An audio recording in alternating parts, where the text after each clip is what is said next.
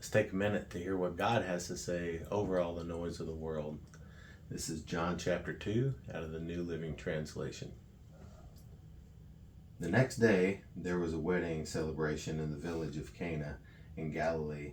Jesus' mother was there, and Jesus and his disciples were also invited to the celebration. The wine supply ran out during the festivities, so Jesus' mother told them, "They have no more wine." "Dear woman, that is not our problem," Jesus replied. "My time has not yet come."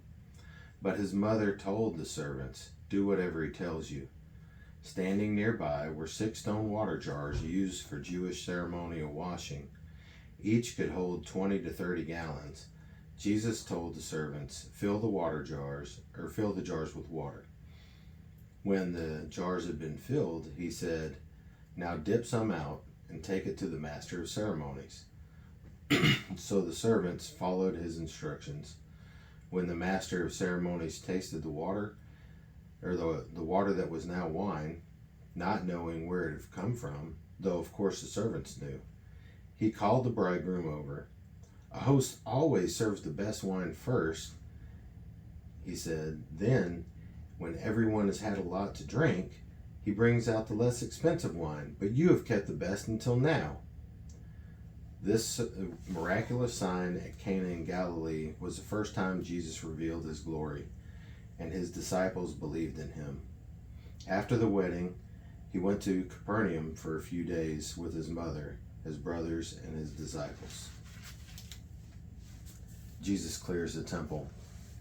It was nearly time for the Jewish Passover celebration, so Jesus went to Jerusalem. In the temple area, he saw merchants selling cattle, sheep, and doves for sacrifices. He also saw dealers at tables exchanging foreign money.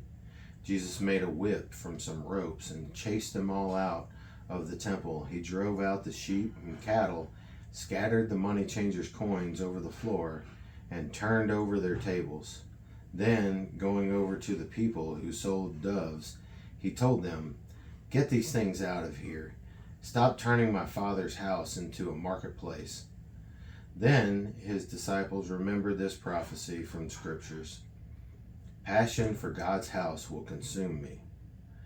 But the Jewish leaders demanded, "What are you doing? If God gave you authority to do this, show us a miraculous sign to prove it." "All right," Jesus replied, "destroy this temple, and in 3 days I will raise it up." "What?" they exclaimed. "It has taken 46 years to build this temple, and you can rebuild it in 3 days?" But when Jesus said this temple, he meant his own body. After he was raised from the dead, his disciples remembered he had said this, and they believed both the scriptures and what Jesus had said. Jesus and Nicodemus. Because of the miraculous signs Jesus did in Jerusalem at the Passover celebration, many began to trust in him. But Jesus didn't trust them because he knew all about people. No one needed to tell him about human nature, for he knew what was in each person's heart. All right, that's the end of John chapter 2. We'll pick up in chapter 3 with Jesus' conversation with Nicodemus. Have a great night. Pray. Listen to what God has to say to you. All right, love you.